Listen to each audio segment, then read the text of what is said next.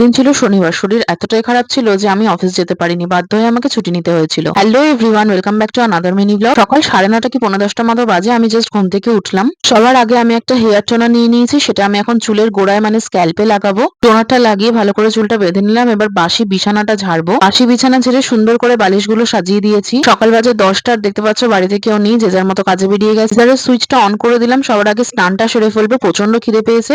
স্নান করে এসে কিছু ব্রেকফাস্টের ব্যবস্থা করতে হবে। স্নান করে ফ্রেশ হয়ে গেছি। এবার মুখে একটু ক্রিমটা লাগিয়ে নেবো। যেহেতু শীতকাল, তাই স্কিনে কিছু না লাগালে স্কিনটা প্রচন্ড ড্রাই হয়ে যায়। ল্যাকমির এই পিচ মিল্ক ময়শ্চারাইজারটা আমি ইউজ করি। বারান্দায় দাঁড়িয়ে একটু ওয়েদারটা দেখে নিলাম। বেশ মেঘলা ওয়েদার আজকে। তো সকালের ব্রেকফাস্ট আজকে ছিল রুটি, আলু ফুলকপি ভাজা আর সাথে বেগুন ভাজা। পরের লাঞ্চে আজকে ছিল ডাল, আলু পোস্ত, পাঁপড় ভাজা। আর আলু পোস্ত কিন্তু বাঙালিদের ভীষণ পছন্দের একটি খাবার। রাতের ডিনারের জন্য বানিয়েছিলাম 5 ফোড়ন শুকনো লঙ্কা ফোড়ন দিয়ে আর কড়াইশুঁটি টমেটো দিয়ে আলু চচ্চড়ি। আমি ডিনারটা শেষ করি, ততক্ষণে তোমরা ভিডিওটা লাইক করে দিয়ে চ্যানেলটা সাবস্ক্রাইব করে দিও। দেখা হচ্ছে আবার তোমাদের সাথে নেক্সট মিনি ব্লগে।